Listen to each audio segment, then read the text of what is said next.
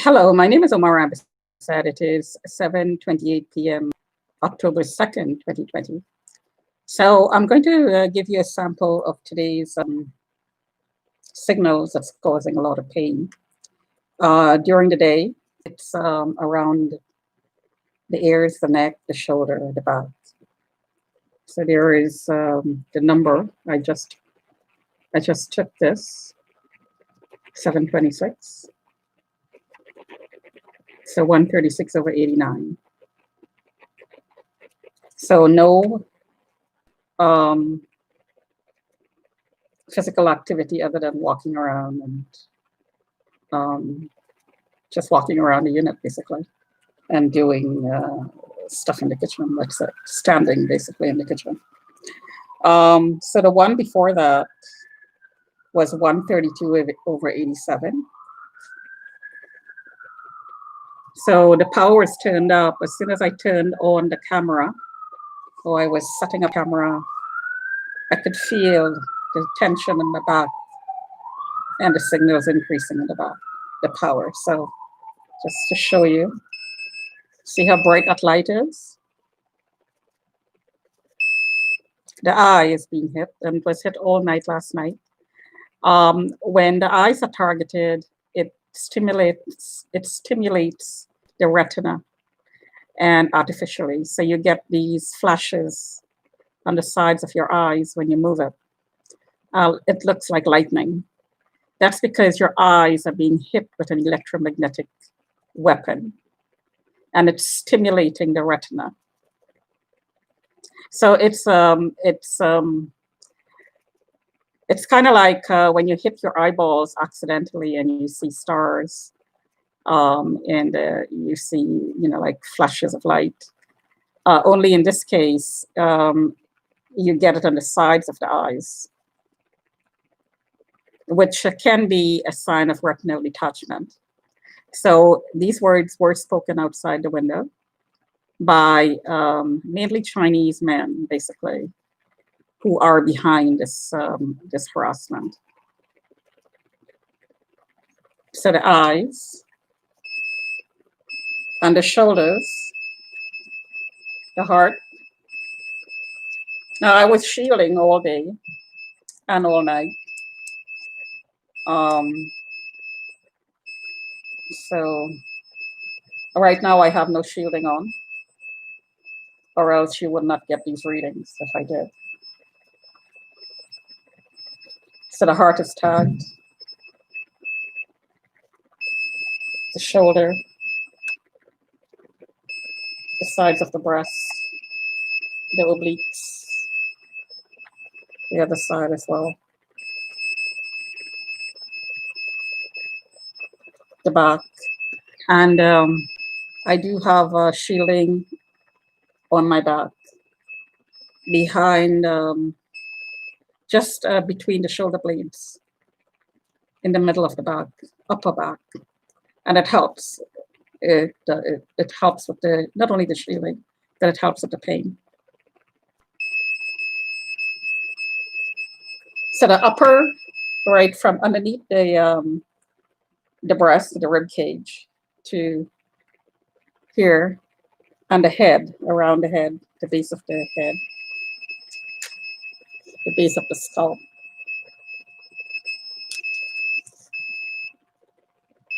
The throat.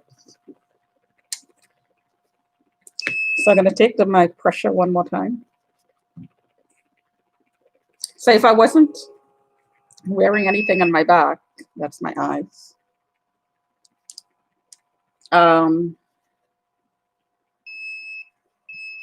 This blood pressure number would be higher because I'd be in a whole lot more pain.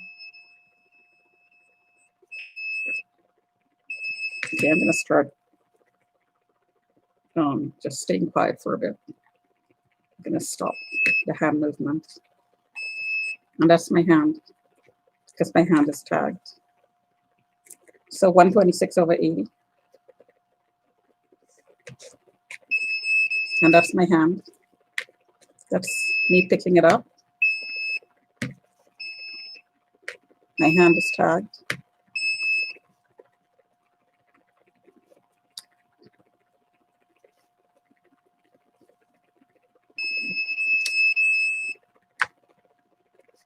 So the right hand is tagged.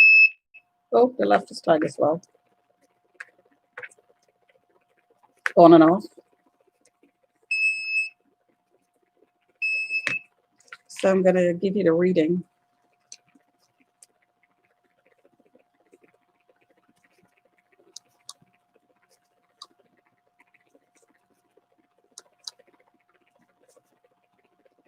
See how high that EF reading is?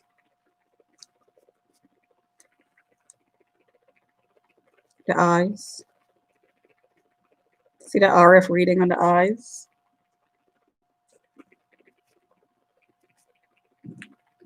The chest.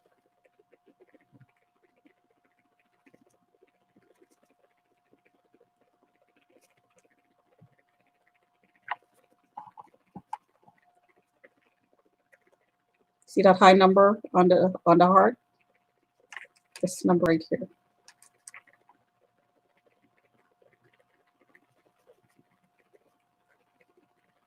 As soon as my eyes are tagged, I get swelling underneath the eyes like this. When I started 10 minutes ago, there was no swelling. As soon as I set up the camera, my eyes were hit at very high power, and I suddenly, just immediately, there's swellings underneath the eyes. It's instant. So yes, you can create the symptoms of COVID with these technologies, and it can be instant, very, very, very quick. It can kill you very, very fast. So my hat is tagged.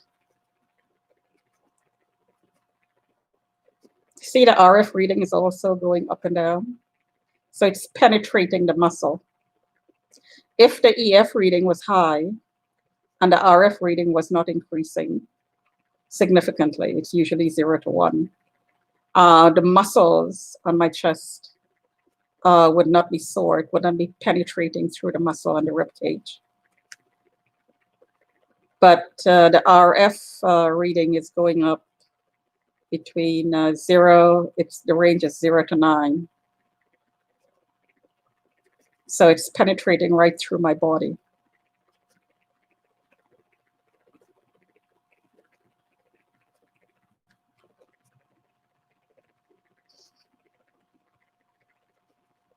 So without doing much physical activity, because I was indoors all day, I feel completely exhausted. Muscle pains, which is a symptom of COVID. And I heard that the long haulers, those who've been infected, and it's taken a long time to recover, have all these symptoms. Exhaustion, complete exhaustion, lethargy.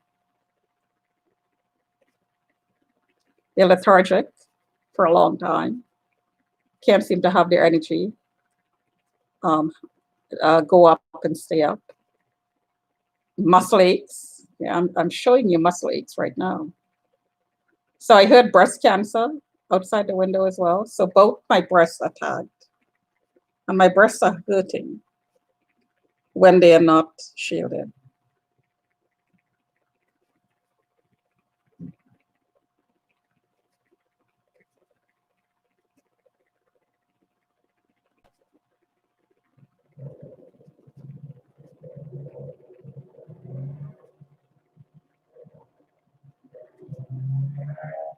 Okay. So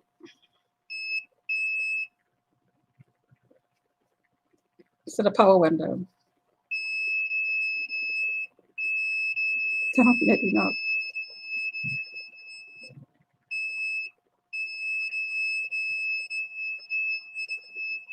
It did go down, but very, very briefly. So my breast is hurting.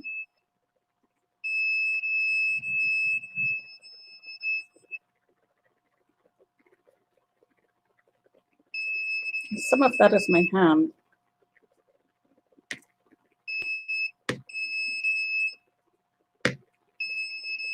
Yeah, some of that is my hand. But a lot of it is my breast, because my breast is hurting. It's very, very sore.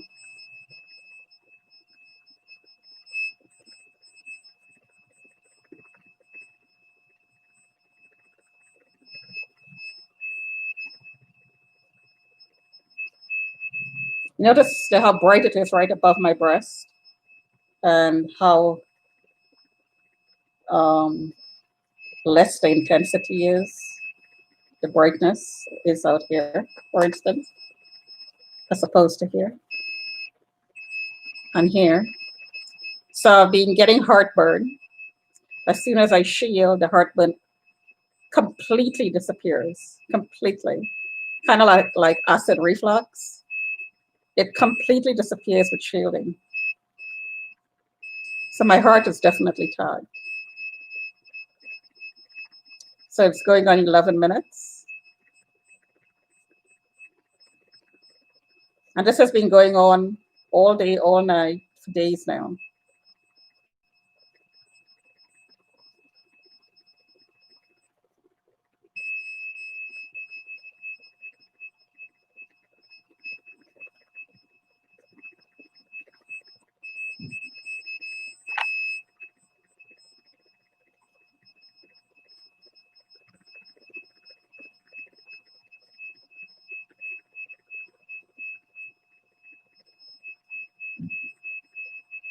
I just got a pulse on the neck. And somebody's just banging above my head.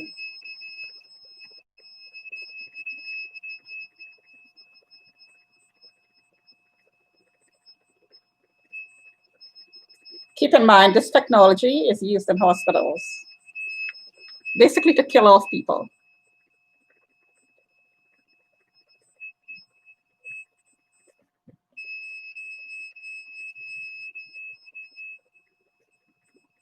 Sounds like somebody is in the corridor right outside my door.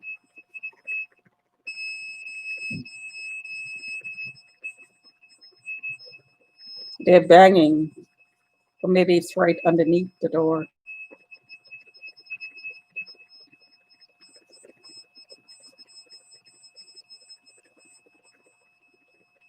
Okay, so I'm going to take my blood pressure.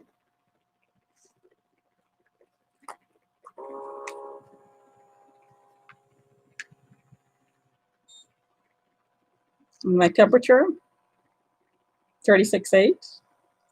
Before I started, it was 36.3. I did not have a temperature. I do not have a fever. So it went up 0.5 degrees since I started talking because the power turned up as soon as I set up to do this.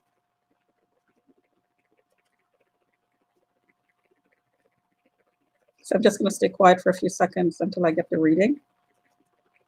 I'm not supposed to move. Yeah.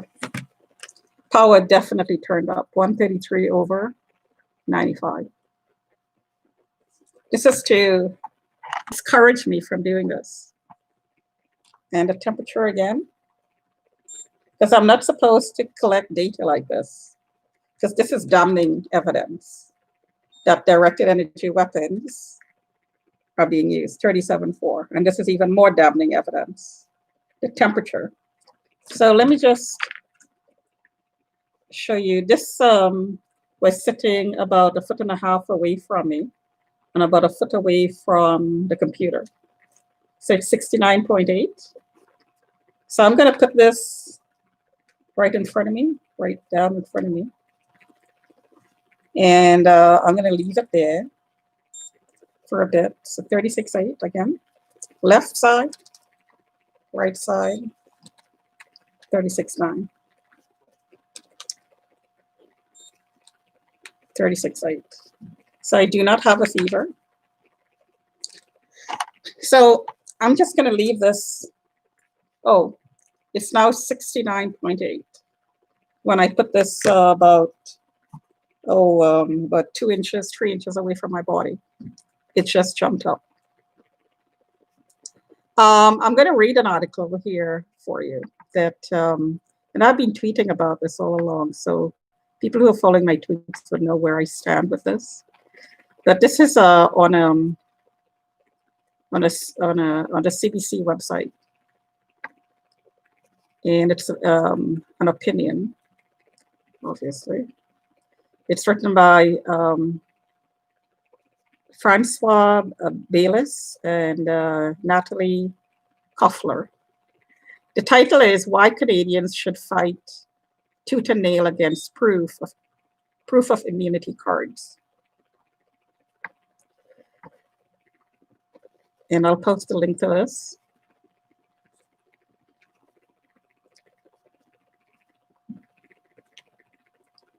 My mouth is dry because my mouth is getting hit. So-called immunity passports could create an intolerable biological divide between haves and have-nots. So that's the gist of the article, the main idea. So just a little background of the writers. This column is an opinion by Francois Baylis and Natalie Koffler. Baylis is a university research professor at Dalhousie University in Halifax. Koffler is a molecular biologist and lecturer at the Center for Bioethics at Harvard Medical School and the founding director of Editing Nature. So for more information about CBC's opinion section, please see the FAQ section. Okay. So let me just read, and I'm not going to read every single word of it. I'll post the link, as I said. As governments turn their attention to the challenge of lifting restrictions on business in an effort to restart the economies, some are considering the merits of so-called immunity passports as a way to control the risk of COVID-19 infection.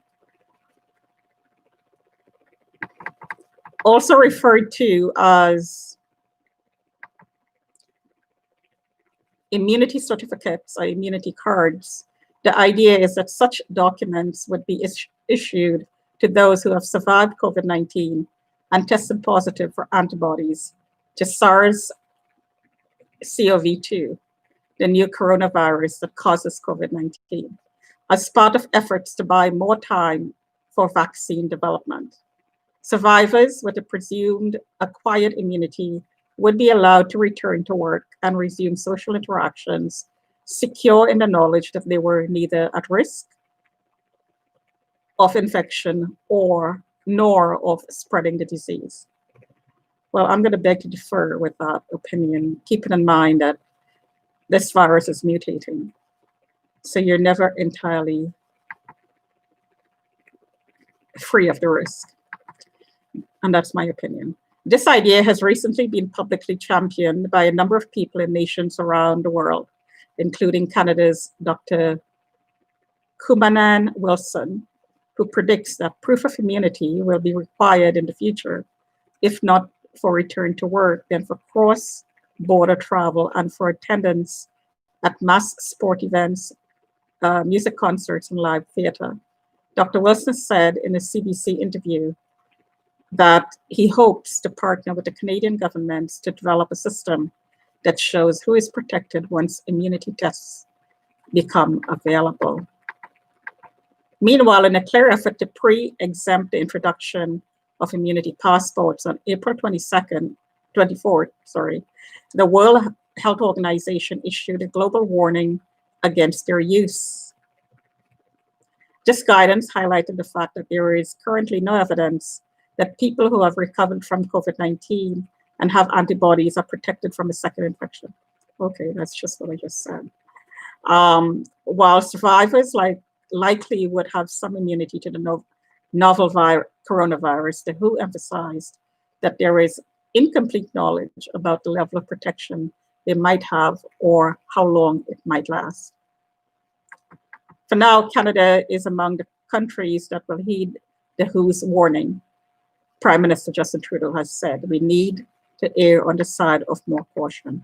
Okay, so this is the first time I'm reading this article. I just saw the title. Actually, I Googled immunity certificates and this came out. So I didn't read it before. This is a reasonable stance given the absence of robust evidence in support of this policy choice. But what should happen if, before this pandemic is over, scientists developed highly effective serological tests that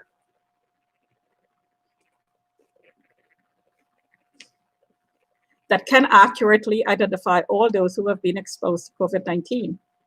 And what if there is reliable information about the duration of immunity for persons who test positive for antibodies to SARS-CoV-2?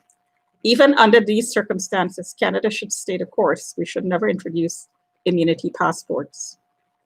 Implementation of immunity passports would create a novel kind of biological divide between the haves and the have-nots. Let me say that again. Implementation of immunity passports would create a novel kind of biological divide between the haves and have-nots. Those with passports would have access to options and opportunities, including the ability to return to work, and that would not be available to those without confirmed acquired immunity. Those lacking immunity those whose immunity status was unknown because they were unable to access testing would struggle to provide for themselves and their families. Very interesting, and that's exactly what is going to happen. And I'm getting hit on my thighs. Initially, the necessary testing would likely be available to essential workers as a priority, and that's exactly what's happening right now. Thereafter, experience suggests that the wealthy and powerful would have preferential access to testing. Last in line would be the gig workers, the underemployed, and the unemployed. This kind of injustice would not only create increased economic inequity, but could also incentivize problematic behaviors on the part of those without immunity passports. Willful exposure to the virus and attempt to gain immunity or efforts to falsify documentation would create a serious public health risk.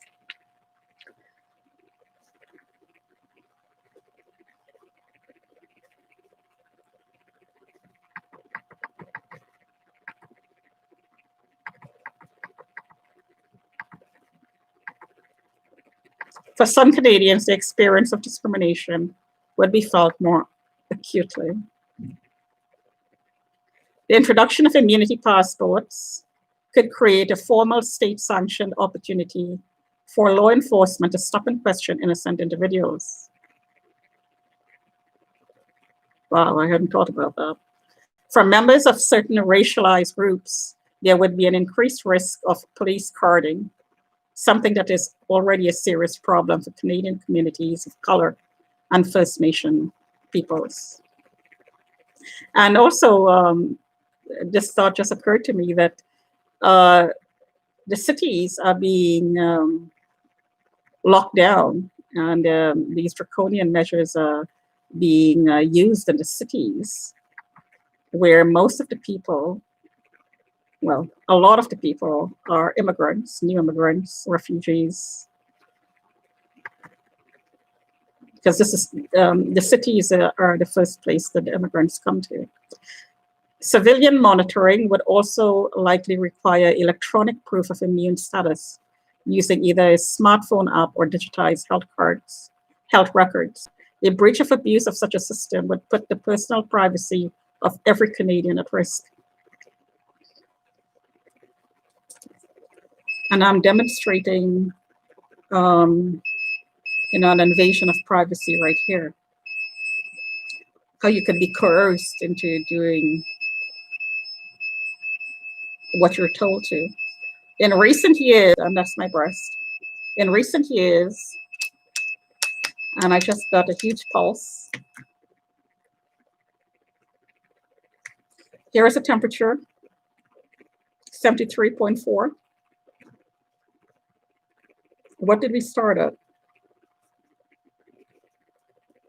68?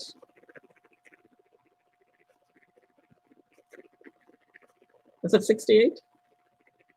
I think it was lower than that. It's now 73.6. That's my chest. And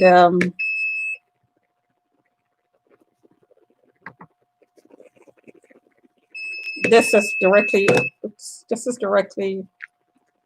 under my chest. My chest is constantly being scanned. Keep in mind, when I showed this first, it was about 1.5 feet away from me and about 1 foot away from the computer. So the computer is not causing the heat. And it was in the 60s. So it wasn't the computer, it's not the computer that's causing this heat. It's my body. So I'm just going to take my blood pressure.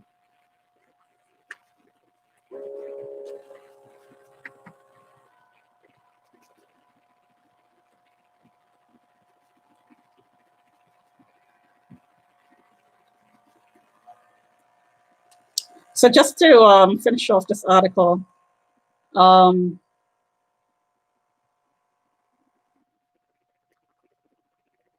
we talked about the personal privacy of every Canadian at risk. In recent days, several Canadian provinces have developed phased approaches to opening their economies. None of these plans include provisions for immunity passports. We should all fight tooth and nail to keep it this way. Our health and fundamental Canadian values are at stake. Agreed. So, pressure going up. So before I started, so it's now 7:55. At 7:22, it was 132/87. At 7:32, it was 126/80. At 7:54, it's 141/96.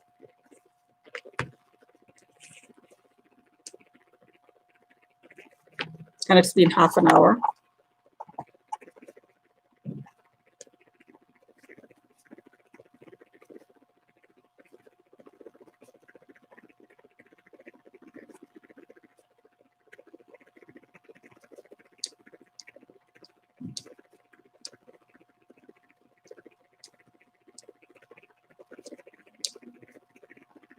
See that EF number?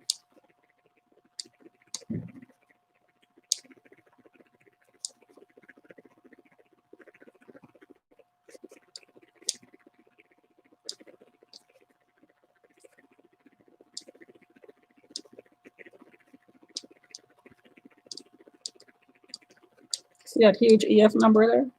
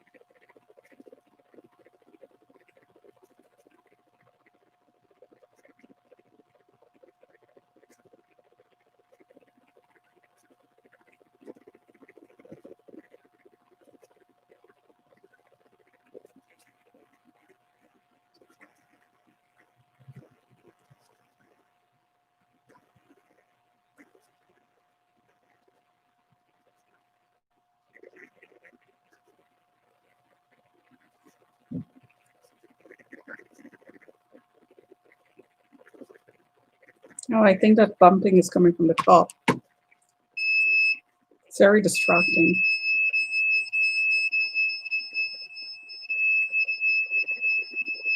So that's why the pressure is up. A huge part of that number is pain.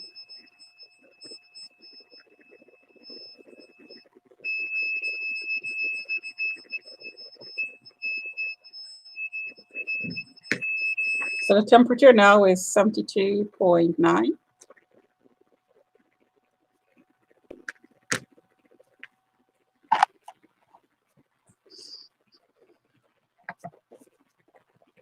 So that was one article that popped up when I did the Google search.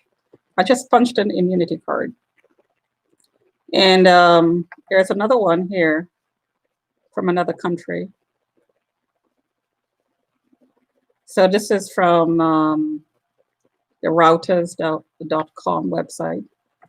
And it's titled After Backlash. It's dated July 29th, 2020. After backlash, Madrid rose back on COVID immunity card. So authorities in the Spanish capital, Madrid, to people testing positive for coronavirus antibodies so they could enjoy higher risk areas like gym, bars, and museums. Politicians, rights groups, and epidemiologists, and my mouth is being hit, as you probably can tell, condemned the project. So, excuse my pronunciation there. Condemned the project announced by regional leader Isabel Diaz Ayuso as potentially discriminatory and medically unsound.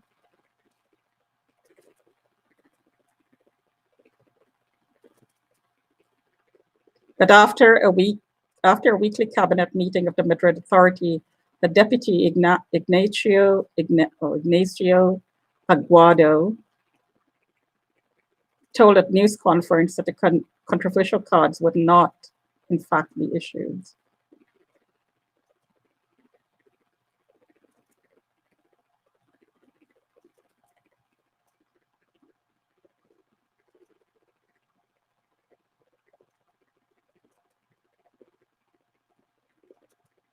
So politicians, rights groups,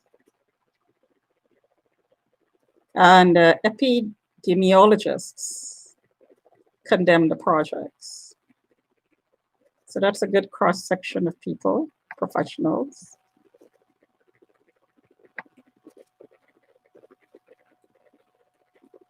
The World Health Organization has discouraged the use of immunity passports.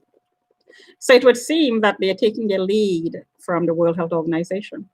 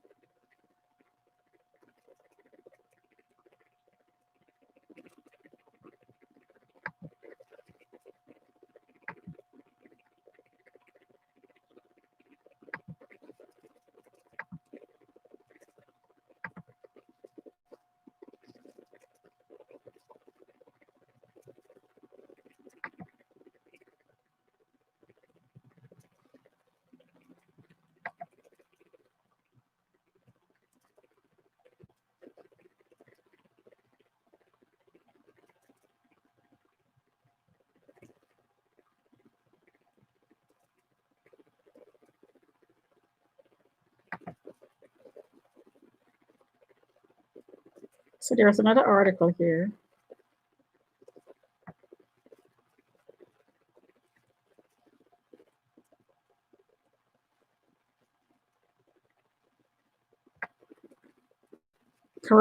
This came from Anthony Fauci. And this is in the politico.com website. Dr. Anthony Fauci, director of the National Institute of Allergy and Infectious Diseases, revealed Friday that the federal government is considering issuing American certificates of immunity from the coronavirus as the Trump administration works to better identify those who have been infected and restart the US economy in the coming weeks. You know that's possible, Fauci told CNN New Day, when asked whether he could imagine a time when people across the country carry such forms of identification. Okay. So it seemed that he went the opposite way of the World Health Organization. I mean, it's one of those things that we talk about when we want to make sure that we know who the vulnerable people are and not, he said. This is something that's been discussed. I think it will actually have some merit under certain circumstances. Okay. So immunity cards. And of course, immunity cards mean, of course, vaccinations. And you just heard me say or read that the immunity only lasts for a while. Or the World Health Organization said the immunity lasts, is not permanent when you get infected, because I presume the virus mutates. So if you start vaccinating people, then you have to keep on vaccinating them to keep that immunity card valid. Unbelievable. Completely unbelievable. For a virus, if you do your research and you consult with the CDC website and you get the data associated with the flu, the common cold, and you look at the numbers of hospitalization on an annual basis, and you do a little bit of research and find the global number, you will see that the infectivity rate and the morbidity rates are a little bit higher than the flu for COVID-19. So COVID is worse than the flu, acknowledged. But the question is how much.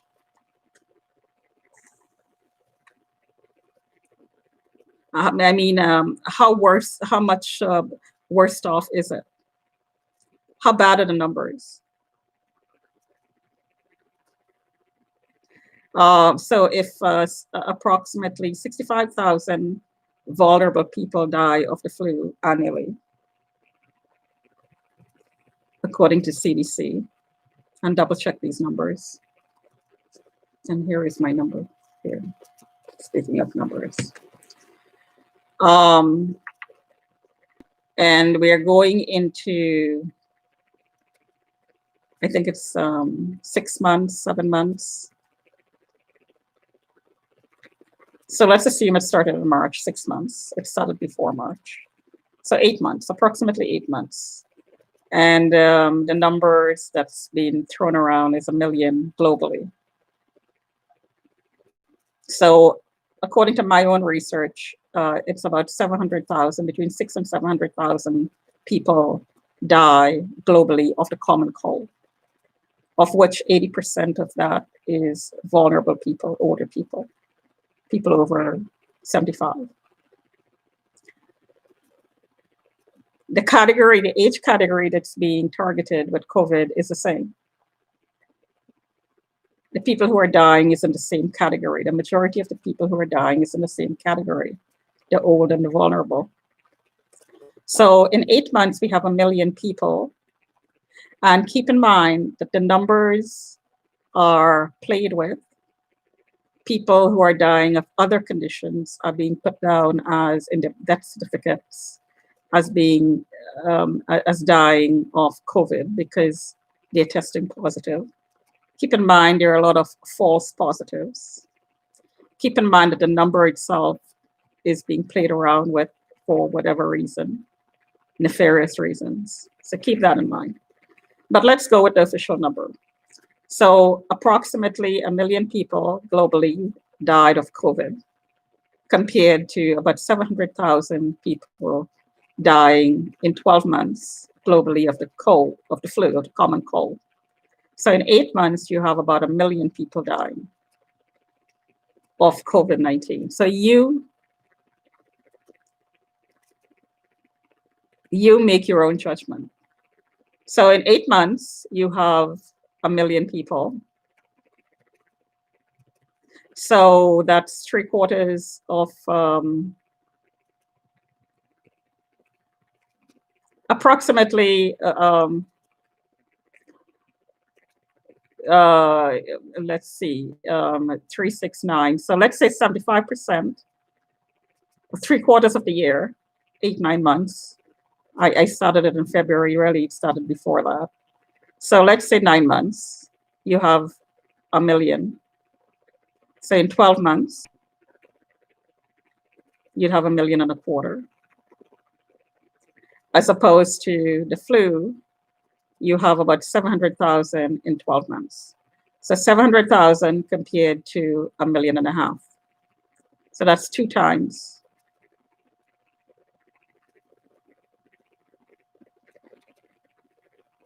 Roughly, let's just say roughly, and I'm not doing accurate calculations.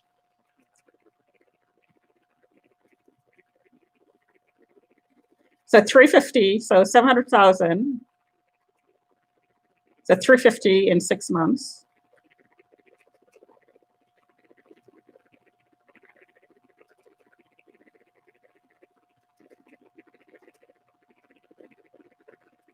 As opposed to 400,000 in 6 months, 500,000 in 6 months under COVID, roughly, very, very roughly.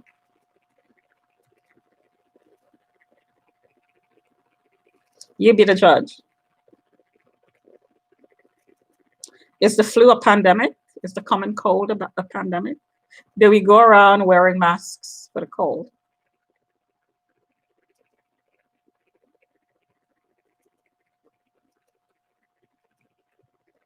So again, the numbers I just quoted, I'm not doing the exact calculations. I am trying to be liberal with my numbers. I'm going for the bigger number rather than the smaller number. Keeping in mind that these numbers are not accurate to start with, the ones that's official, quote unquote. So bottom line, 1 million COVID in 9 months. And I think it's probably more than 9 months, because officially we're hearing February, March, January.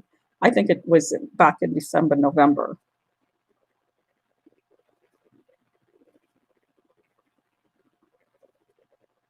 So let's just say 12 months, just for argument's sake. 12 months, 1 million for COVID, 12 months, 700,000 for the flu. So that's on the conservative side. So let's not be conservative with the numbers. Let's say 2 million for COVID as opposed to 1 million for the common cold. Let's exaggerate the numbers. Twice, let's say it's twice as bad as the common cold. Would you make the determination that it is a pandemic, number one? And number two, would you lock down the entire world and cause 250 million people to be affected by the lockdowns itself and to be put in a permanent position of poverty and starvation, homelessness that will go on for the rest of their lives and their children's lives? So that number is actually going to go up twice as much, 500 million, 1 billion, just from the fallout of the lockdowns. Would you rather that happen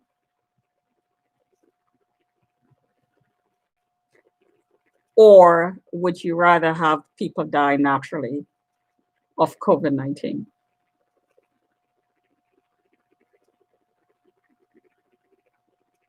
So instead of 1 person dying, 1.5 person would die. Instead of 1 person dying of the common cold, 1.5 person would die of COVID-19 on average. And these are people over 75, 80 years old who they themselves would admit that your lives are coming to an end and something's going to have to get you. Something have to take you. Something have to end your life. Be it COVID or be it complications of COVID, be it the common cold, be it a heart attack, be it cancer. We got to go somehow, sometime. So why lock down the entire world and put, through the fallout of the lockdowns, 1 billion people lives at risk and standard of living? So obviously there's more to the agenda than meets the eye. It's a depopulation agenda. It's an agenda to bring in a different system, to enslave us all. First of all, to get rid of a lot of us, as I just read in the article, the haves and the have-nots. So to get rid of certain number of people and to get rid of certain kinds of people, not necessarily based on ethnic backgrounds, although that could be one of the factors.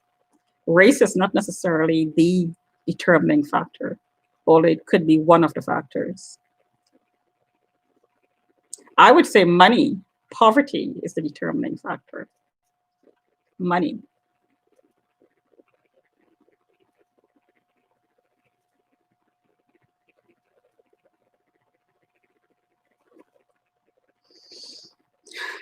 So 45 minutes, I'm going to take my pressure one more time. So the temperature now is 73.4. I'm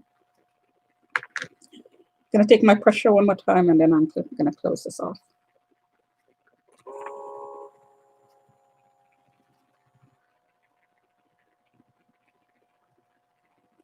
It's a sobering thought.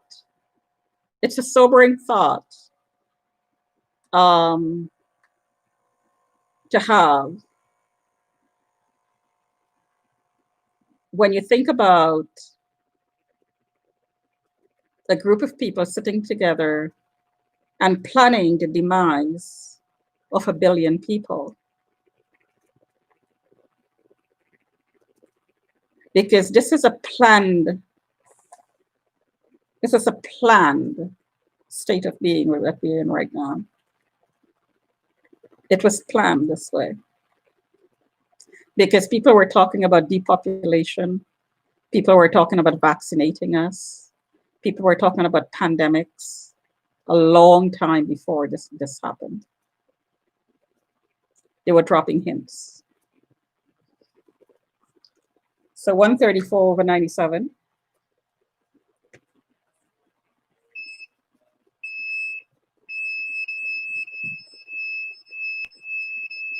And my chest is still tagged. So I started at 7:22. It's now 8:15. 132/87, 136/89, 126/80, 133/95, 95, 141/96, 135/90, 134/97. So the bottom number went 87, 89, 80, 95, 96, 90, 90, 97. The heart rate, 75, 76, 78, 77, 74, 71, 75.